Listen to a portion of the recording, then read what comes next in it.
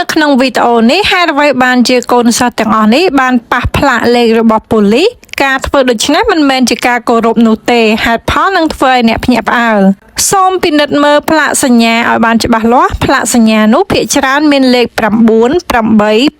5ឬលេខ2លេខ1ដែលជាប់ពាក់ព័ន្ធនឹងសាកលវិទ្យាល័យល្បីៗបំផុតរបស់ប្រទេសចិនចំណែកឯសិស្សវិញគេជឿថាគេចាត់ទុកថានោះគឺជានិមិត្តរូបនៃភាពជោគជ័យនៅក្នុងការសិក្សានិងសំណាងល្អដែលពាក់ព័ន្ធនឹងលេខទាំងអស់នោះដូច្នេះហើយបានជាសិស្សមួយចំនួនពួកគេប្រញាប់ប្រញាល់ប៉ះលេខទាំងអស់នោះមុនពេលប្រឡងដោយសង្ឃឹមថាសំណាងទាំងនោះនឹងផ្ទេរមកលើពួកគេខ្លះវាមិនមែនជាជំងឺងប់ងល់នោះទេវាជាជំនឿបុគ្គលយ៉ាងណាមិញកូនសិស្សទាំងអស់នោះក៏ត្រូវខិតខំរៀនសូត្រមុននឹងជឿនៅជំនឿទាំងអស់នោះប្រទេសណាក៏ដោយក៏មានអាគមសមអាយុជឿលើវិទ្យាសាស្ត្រខ្លះជឿលើជំនឿខ្លះ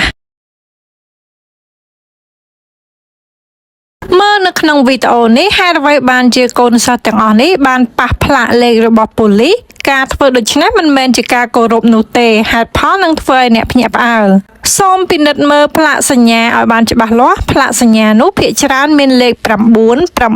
5ឬលេខ2លេខ1ដែលជាប់ពាក់ព័ន្ធនឹងសាកលវិទ្យាល័យល្បីៗបំផុតរបស់ប្រទេសចិនចំណែកឯសិស្សវិញគេជឿថាគេចាត់ទុកថានោះគឺជានិមិត្តរូបនៃភាពជោគជ័យនៅក្នុងការសិក្សានិងសំណាងល្អដែលពាក់ព័ន្ធនឹងលេខទាំងអស់នោះដូច្នេះហើយបានជាសិស្សមួយចំនួនពួកគេប្រញាប់ប្រញាល់ប៉ះលេខទាំងអស់នោះមុនពេលប្រឡងដោយសង្ឃឹមថាសំណាងទាំងនោះនឹងផ្ទេរមកលើពួកគេខ្លះវាមិនមែនជាជំងឺងប់ងល់នោះទេវាជាជំនឿបុគ្គលយ៉ាងណាមិញកូនសិស្សទាំងអស់នោះក៏ត្រូវខិតខំរៀនសូត្រមុននឹងជឿនៅជំនឿទាំងអស់នោះប្រទេសណាក៏ដោយក៏មានអាគមសមអាយុជឿលើវិទ្យាសាស្ត្រខ្លះជឿលើជំនឿខ្លះ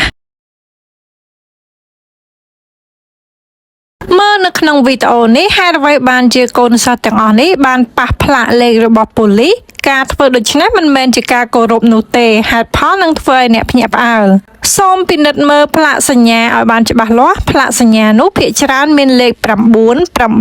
5ឬលេខ2លេខ1ដែលជាប់ពាក់ព័ន្ធនឹងសាកលវិទ្យាល័យល្បីៗបំផុតរបស់ប្រទេសចិនចំណែកឯសិស្សវិញគេជឿថាគេចាត់ទុកថានោះគឺជានិមិត្តរូបនៃភាពជោគជ័យនៅក្នុងការសិក្សានិងសំណាងល្អដែលពាក់ព័ន្ធនឹងលេខទាំងអស់នោះដូច្នេះហើយបានជាសិស្សមួយចំនួនពួកគេប្រញាប់ប្រញាល់ប៉ះលេខទាំងអស់នោះមុនពេលប្រឡងដោយសង្ឃឹមថាសំណាងទាំងនោះនឹងផ្ទេរមកលើពួកគេខ្លះវាមិនមែនជាជំងឺងប់ងល់នោះទេវាជាជំនឿបុគ្គលយ៉ាងណាមិញកូនសិស្សទាំងអស់នោះក៏ត្រូវខិតខំរៀនសូត្រមុននឹងជឿនៅជំនឿទាំងអស់នោះប្រទេសណាក៏ដោយក៏មានអាគមសមអាយុជឿលើវិទ្យាសាស្ត្រខ្លះជឿលើជំនឿខ្លះ